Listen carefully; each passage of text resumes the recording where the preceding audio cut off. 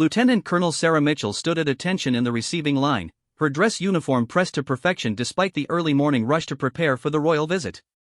The medals on her chest caught the soft light filtering through the tall windows of Government House in Ottawa. Each ribbon told a story of service, sacrifice, and dedication that had defined her 22 years in the Canadian Armed Forces. The weight of the moment pressed down on her shoulders like the heavy winter coat she had worn during her deployments in Afghanistan. Today, Her Majesty Queen Elizabeth II would be inspecting the Honour Guard and meeting with distinguished Canadian military personnel. Sarah had been selected to represent the women of the Canadian Forces, a responsibility that both honored and terrified her. She thought back to her childhood in rural Manitoba, where she had grown up on a wheat farm with her parents and 3 brothers. Her father, a veteran of the Korean War, had instilled in her a deep respect for service and duty. Her mother, a teacher, had taught her that excellence required both preparation and humility. Standing here now, Sarah felt the presence of both parents, though they had passed away within 2 years of each other just before her final deployment. The sound of approaching footsteps echoed through the marble hallway. Sarah's heart began to beat faster as the royal entourage drew near. She had met politicians, generals, and foreign dignitaries throughout her career, but this felt different. This was the Queen, the embodiment of the crown she had sworn to serve with her life. Her mind wandered briefly to the missions that had earned her the decorations adorning her uniform. The Star of Military Valor gleamed among them, earned during a particularly dangerous rescue operation in Kandahar province. She had led a team into hostile territory to extract wounded civilians from a bombed hospital, staying behind to ensure everyone else made it to safety before making her own escape under heavy fire. The Meritorious Service Cross represented her work training Afghan women to serve in their own military forces, a program that had faced enormous cultural resistance but had ultimately succeeded in graduating over 200 female soldiers. The Afghanistan Memorial Medal was a reminder of the friends she had lost and the commitment she had made to honor their memory through continued service. Standing beside her were other distinguished members of the Canadian Forces. Major James Chen, a helicopter pilot who had flown countless rescue missions in the Arctic, shifted slightly as he adjusted his position. Captain Maria Santos, a combat engineer who had specialized in explosive ordnance disposal, remained perfectly still, her dark eyes focused straight ahead. Each officer present represented thousands of hours of training, years of deployment, and countless sacrifices made in service to their country. The protocol officer had briefed them extensively on proper etiquette for the royal visit. They were to remain at attention until individually presented, speak only when spoken to, and keep their responses brief and respectful. Sarah had practiced her introduction dozens of times, wanting to ensure she represented her fellow service members with the dignity they deserved. As the sounds grew closer, Sarah reflected on the path that had brought her to this moment.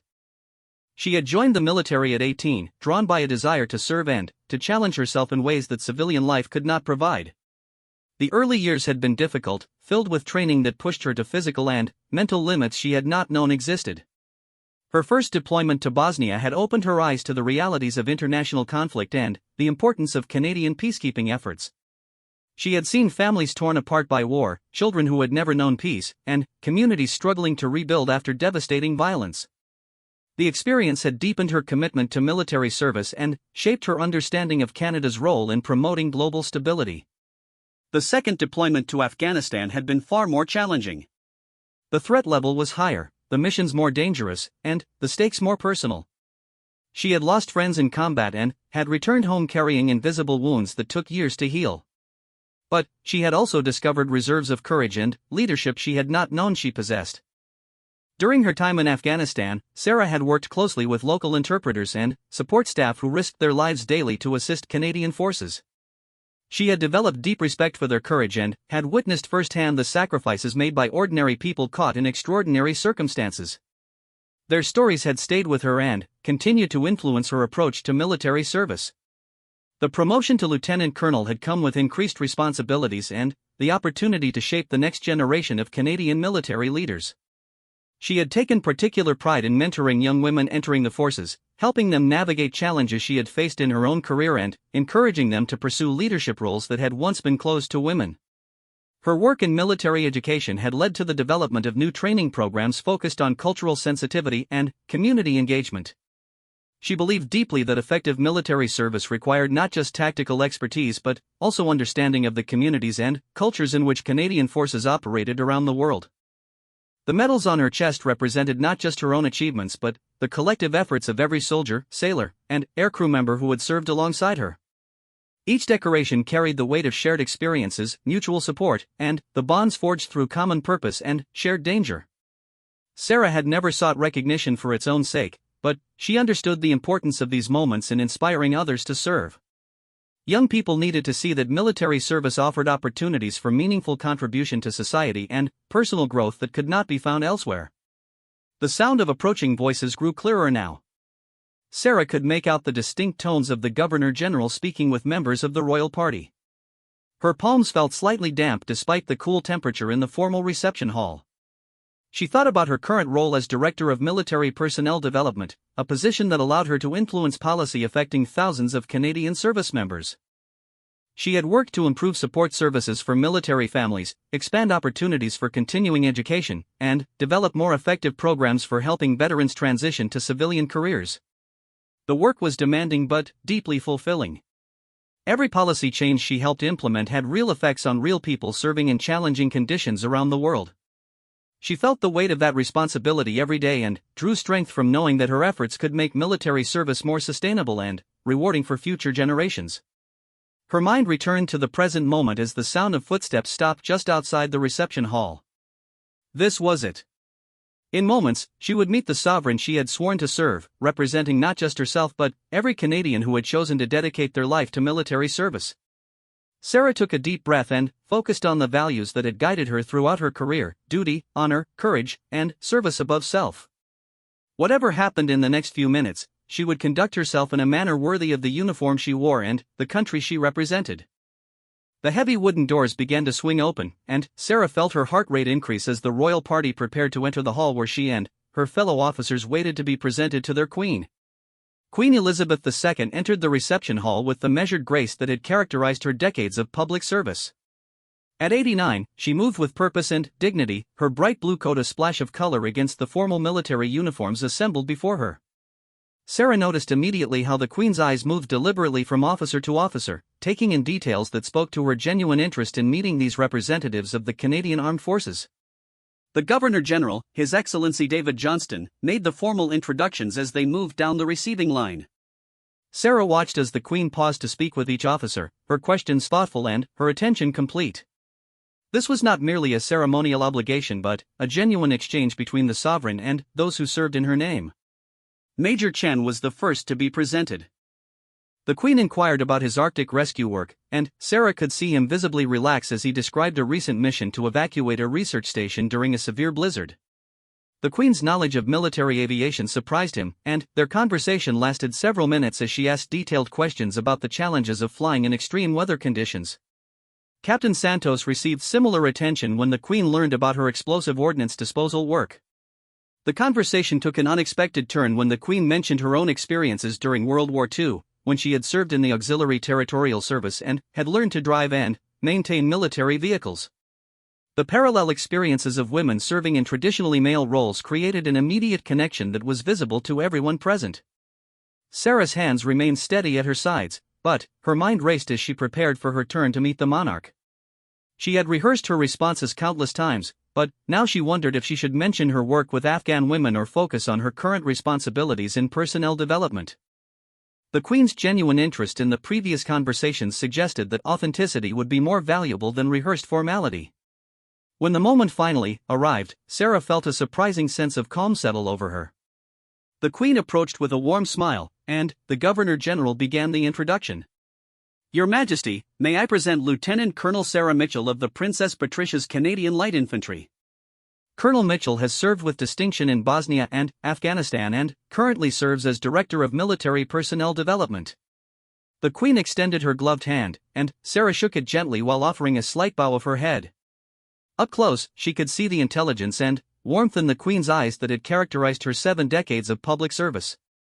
Colonel Mitchell, I understand you have had quite an interesting career, the Queen said, her voice carrying the crisp tones that had addressed parliaments and peoples around the world. Tell me about your work with military personnel development. Sarah began to describe her current role, explaining how she worked to improve support systems for military families and develop better training programs for new recruits. The Queen listened attentively, asking perceptive questions about the challenges of maintaining military readiness while ensuring adequate support for service members' families. Their conversation was interrupted when the Queen's gaze fell upon Sarah's impressive array of medals and decorations. The ribbon rack was indeed substantial, representing more than 2 decades of dedicated service across multiple deployments and assignments. The Queen's experienced I could read the story told by those ribbons as clearly as any written record. "My goodness, Colonel," the Queen said with a slight smile playing at the corners of her mouth, "did you leave any medals for the other officers?" The comment was delivered with such perfect timing and gentle humor that Sarah felt an immediate impulse to laugh. But protocol demanded restraint, and she managed to maintain her composure while feeling her cheeks warm slightly. The Queen's wit was legendary, but experiencing it firsthand was both unexpected and delightful. "I hope so, Your Majesty," Sarah replied carefully, aware that the entire room was listening to their exchange. "Though I suspect my colleagues have been quite generous in sharing the workload over the years." The Queen's smile broadened at this diplomatic response. She had clearly intended to put Sarah at ease with her gentle teasing, and the officer's quick recovery demonstrated the kind of composure and humor that effective military leadership required. What followed was perhaps the most meaningful conversation of Sarah's career. The Queen's questions revealed a deep understanding of military service that went far beyond ceremonial knowledge. She asked about the challenges of leading soldiers in combat, the responsibility of making life and death decisions, and the personal cost of military service. Sarah found herself speaking more openly than she had expected about the realities of command in dangerous situations.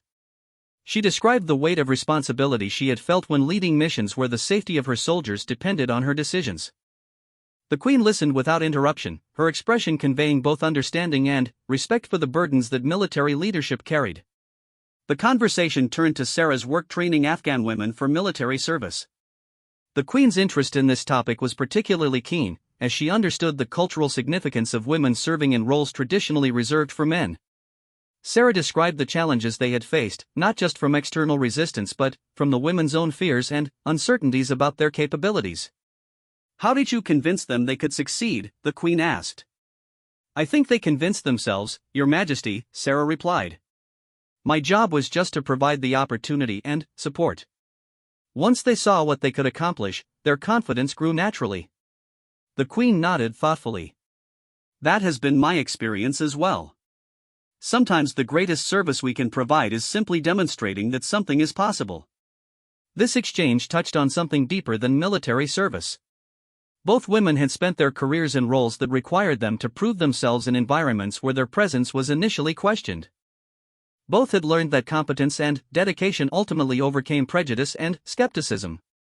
The formal presentation was scheduled to last only a few minutes, but the Queen's genuine interest extended their conversation well beyond the planned timeframe. Other members of the royal party waited patiently as the sovereign engaged in the kind of meaningful dialogue that had characterized her approach to public service throughout her reign. Sarah realized she was witnessing something remarkable. This was not the distant, ceremonial figure she had expected to meet briefly and formally. This was a woman who understood service, sacrifice, and the weight of responsibility that came with leadership. The connection was immediate and authentic. The Queen's questions about military family life revealed her awareness of the sacrifices made not just by service members but by their spouses and children. Sarah described the programs she had developed to provide better support for families during deployments, and the Queen shared her own observations about the importance of maintaining strong family connections during periods of separation. Their discussion of veteran support services showed the Queen's understanding that military service continued to affect individuals long after their active duty ended. Sarah explained her work to improve transition programs for retiring service members, and the Queen asked thoughtful questions about the challenges veterans faced when returning to civilian life. Throughout their conversation, Sarah was struck by the Queen's ability to balance formality with genuine warmth. She maintained the dignity appropriate to her position while creating an atmosphere where honest dialogue could occur. This skill, Sarah realized, was essential to effective leadership in any context. The other officers in the receiving line watched this extended conversation with interest and approval. They could see that their colleague was representing them well and that the Queen's attention reflected her genuine respect for military service. The moment was becoming something more significant than a ceremonial presentation. As their conversation continued, Sarah began to understand why the Queen had earned such deep respect and affection throughout her long reign. This was leadership by example, demonstrated through genuine interest in others and authentic engagement with the responsibilities of her position. The medals that had prompted the Queen's initial humorous comments seemed less important now than the connection being forged between two women who had dedicated their lives to service. Both understood the weight of leadership, the importance of duty, and the satisfaction that came from contributing to something larger than oneself. The conversation between the Queen and Lieutenant Colonel Mitchell had drawn the attention of everyone in the reception hall. What had begun as a formal presentation was evolving into something far more meaningful, and the other members of the royal party adjusted their schedule accordingly to allow this genuine exchange to continue. Sarah found herself sharing details about her military service that she rarely discussed, even with close friends. The Queen's evident understanding and sincere interest created an atmosphere where authentic communication felt natural and appropriate. When the Queen asked about the most challenging aspects of command in combat situations, Sarah paused thoughtfully before responding. "The hardest part, Your Majesty, is making decisions when you don't have complete information, but people's lives depend on getting it right," Sarah said. "You learn to trust your training, your experience, and your team, but ultimately you have to be prepared to live with the consequences of your choices." The Queen nodded slowly, her expression reflecting decades of her own experience making decisions that affected millions of people. "Yes, I understand that responsibility quite well. The weight of leadership never becomes easier, does it? It simply becomes more familiar." This moment of shared understanding created a connection that transcended their different roles and backgrounds. Both women had learned to carry the burden of responsibility with grace and dignity, making difficult decisions while maintaining public confidence and personal integrity. The Queen then asked about Sarah's transition from field operations to administrative leadership. Sarah explained how her current role allowed her to effect positive change for thousands of service members, but she admitted that she sometimes missed the clarity and immediacy of operational commands. "In the field, you know immediately whether your decisions were correct," Sarah said. "In policy work, the results may not be visible for years, and you have to trust that the changes you're implementing will ultimately improve things for the people you're trying to serve." "That is the nature of institutional leadership," the Queen replied. "We plant trees whose shade we may never enjoy, but we do so because we believe in the importance of that shade for future generations." The conversation shifted when the Queen noticed Sarah's Afghanistan Memorial Medal among her decorations. The Queen's expression grew more serious as she inquired about Sarah's experiences during that deployment. This led to a discussion about the complexities of international peacekeeping and the personal cost of military service in dangerous environments. Sarah described some of the more challenging missions she had led, including the hospital evacuation that had earned her the Star of Military Valor. She spoke about the weight of responsibility she had felt for her team's safety and the difficult decisions required when military objectives conflicted with humanitarian concerns. "How do you process those experiences?" the Queen asked quietly. "The memories of dangerous situations and difficult choices must stay with you." "They do, Your Majesty," Sarah admitted. "I've learned that the key is to focus on what we accomplished rather than dwelling on what we couldn't change. Every person we helped, every mission we completed successfully, every soldier who returned home safely, those achievements give meaning to the sacrifice." The Queen's understanding nod suggested that she recognized this approach to handling the burden of leadership. Throughout her reign, she had witnessed countless tragedies and celebrations, bearing witness to her people's experiences while maintaining the stability and continuity that her position required. Their conversation was overheard by the other officers, and Sarah could see the pride in their faces as they listened to their colleague articulate the values and experiences that define their shared profession. Major Chin caught her eye and smiled slightly, his expression conveying approval and respect for how she was representing their military community.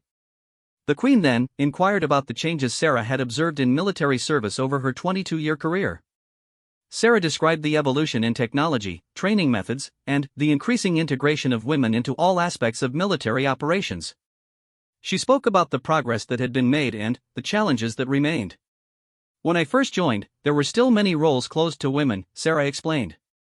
"The barriers have gradually fallen, not through demands or protests, but through demonstrated competence. Women proved they could meet the standards, and the military adapted accordingly." "Change often happens slowly in traditional institutions," the Queen observed. "But, when it is based on merit and capability rather than politics, it tends to be more lasting and meaningful." This comment sparked a discussion about leadership and change that revealed both women's pragmatic approach to institutional improvement. They shared a belief that effective reform required patience, persistence, and proof of concept rather than dramatic confrontation. The Queen asked about Sarah's family and how military service had affected her personal life. Sarah spoke honestly about the sacrifices involved, including missed family gatherings, the stress of deployments, and the challenge of maintaining relationships while serving in demanding roles that required frequent travel and long hours. "My parents were very supportive," Sarah said. "They understood that this was more than just a career for me, it was a calling. But I know they worried every time I deployed, especially to Afghanistan." "Parents always worry about their children, regardless of their age or accomplishments," the Queen said warmly.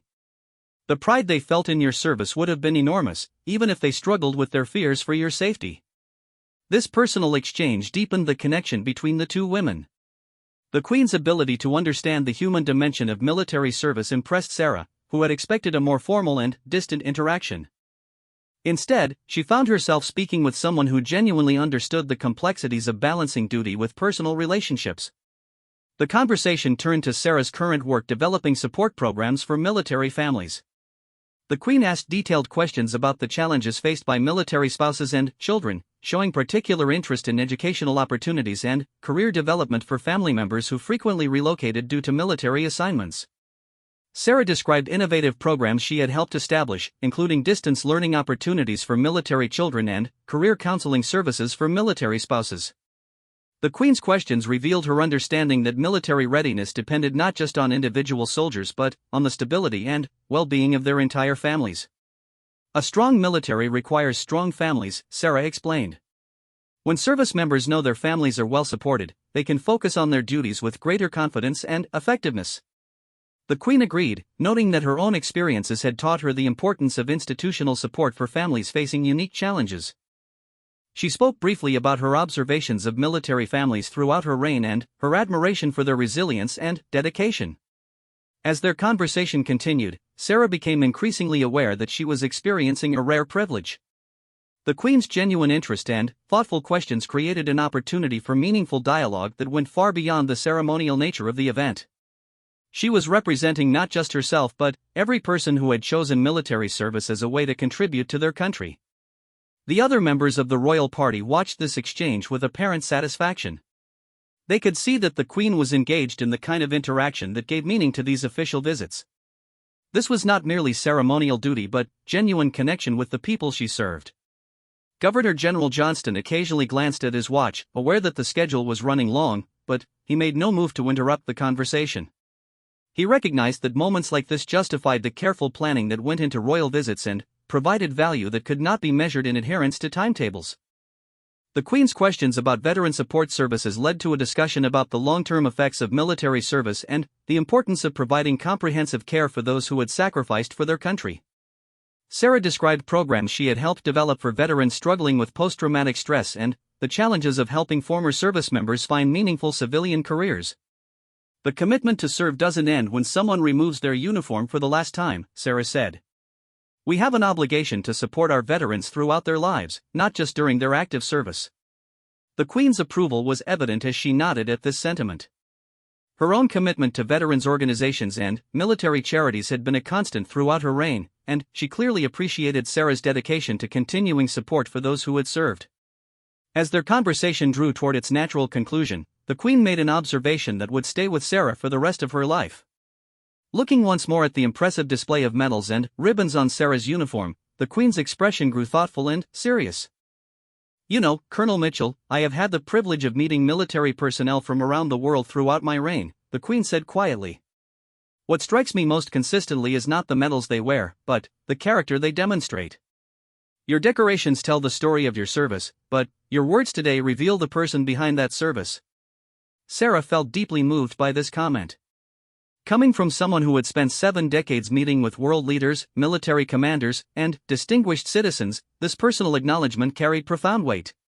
She realized that the Queen's initial humorous remark about her medals had been a way of breaking the ice, leading to this much more meaningful exchange. "Thank you, Your Majesty," Sarah replied, her voice steady despite the emotion she felt. "This conversation has been the greatest honor of my military career." The Queen smiled warmly at this response. "The honor has been entirely mine, Colonel." It is meetings like this that remind me why I am so proud to serve as Queen of Canada and to be associated with the remarkable men and women of the Canadian Armed Forces. The formal presentation ceremony was scheduled to conclude with group photographs, but the Queen made an unusual request. Instead of the standard posed shots, she asked the photographer to capture some candid images of her conversation with the assembled officers. She wanted to remember this genuine interaction rather than preserve only the ceremonial aspects of the visit. As the photographer worked, the Queen continued her conversations with the other officers, but her attention frequently returned to Sarah. She asked about the future of the Canadian military and Sarah's vision for continued improvement in training and support services. Their discussion of military innovation and adaptation revealed both women's forward-thinking approach to institutional development. Major Chen was invited to join their conversation when the Queen learned about his work developing new Arctic rescue protocols. The harsh realities of Canadian geography created unique challenges for military operations, and the Queen's interest in these technical aspects impressed all the officers present. Her questions demonstrated knowledge that went far beyond ceremonial familiarity with military affairs. Captain Santos added her perspective when the discussion turned to the changing nature of international conflicts and the need for specialized skills in contemporary military operations. The Queen's understanding of global security challenges showed her deep engagement with the complex issues facing modern nations. The conversation expanded to include all the officers as they discussed the future of Canadian military service and the changing expectations for armed forces in the 21st century. The Queen listened carefully to their perspectives on everything from recruitment challenges to technological advancement, asking questions that revealed her genuine interest in their professional expertise. Sarah found herself thinking about how this experience would influence her future work. The Queen's evident respect for military service and her understanding of the challenges facing service members and their families provided validation for the importance of Sarah's current role in personnel development. When the Queen asked about her future career plans, Sarah spoke about her hope to continue improving support systems for military families and expanding opportunities for professional development within the armed forces. The Queen's encouraging response reinforced Sarah's commitment to this important work. Your experience in both operational and administrative roles gives you unique perspective for improving military service, the Queen observed. The combination of field experience and policy development is essential for effective institutional leadership. This comment highlighted something Sarah had not fully appreciated about her own career progression. Her diverse experiences had indeed prepared her for a leadership role that required understanding both the practical realities of military service and the administrative challenges of supporting large organizations. The Queen then made a comment that surprised everyone present. Looking at the assembled officers, she said, "I want you to know that meetings like this give me great confidence in the future of the Commonwealth. The dedication, intelligence, and character you demonstrate today assure me that our values and traditions are in capable hands." This unexpected personal statement moved beyond the usual ceremonial language to express genuine sentiment. The officers could see that the Queen was speaking from her heart rather than following diplomatic protocol. As the visit moved toward its conclusion, the Queen made one final gesture that would become part of military legend. She asked if she could speak privately with Sarah for just a moment, leading her a few steps away from the other officers and their companions. "Colonel Mitchell," the Queen said quietly, "I want you to know that your service represents the very best of what military leadership should be. Your combination of courage in dangerous situations and wisdom in administrative roles embodies the kind of leadership that makes democratic nations strong." Sarah felt overwhelmed by this personal acknowledgement from the sovereign she had sworn to serve. "Your Majesty, your words mean more to me than any decoration or recognition I could receive.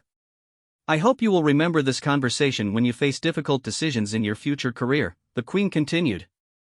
"Leadership is often lonely, and the right choices are not always popular choices. Trust your instincts, rely on your experience, and never forget that your primary obligation is to the people you serve."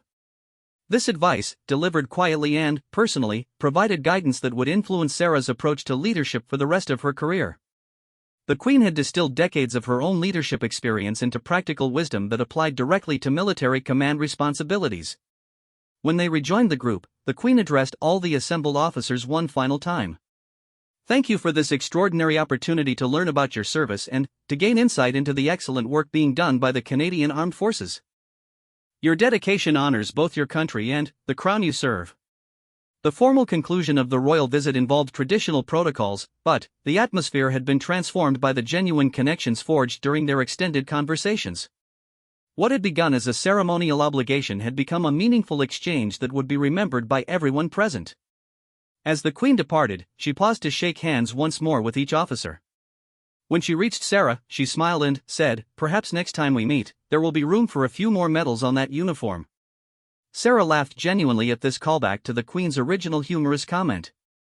"I hope not, Your Majesty. I think I've earned quite enough excitement for one career." "Somehow I doubt that, Colonel," the Queen replied with a knowing smile. "Leaders like you always find new ways to serve." After the royal party left, the assembled officers remained in the reception hall, processing the remarkable experience they had shared. The conversation gradually turned to analysis of what had just occurred and the significance of the Queen's obvious engagement with their stories and perspectives. Major Chen was the first to speak.